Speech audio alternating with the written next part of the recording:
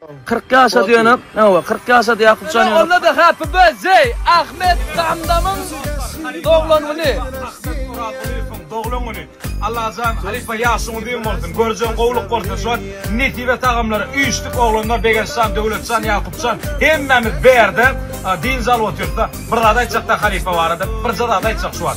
Kadir ne mi deydi? Onun arabası var. Değerli masin. Değerli masin verdi. Yalnız meyan adam yok. Bira berip duruyor. Aydışın oraya kredi de mi oldu bilemem.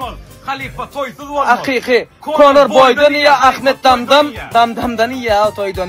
Damdamdan ya oturdan manı. Ulak gaz halifa. Allah can göreceğim oğul. Ağam göreydi.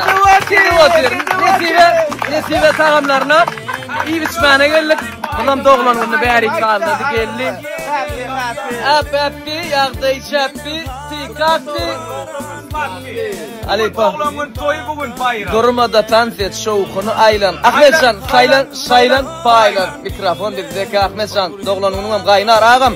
Uluk gazı prosto oynadı ya ağam canın tağ oldun. Allah can başım dik oldun çağızıklan. Çağızıklan diyende yadını usta aydın can senden kovaydın yadlar kesmeli. Davlenin alır yan, ziyim, tansiyon çıkıyor yok onu.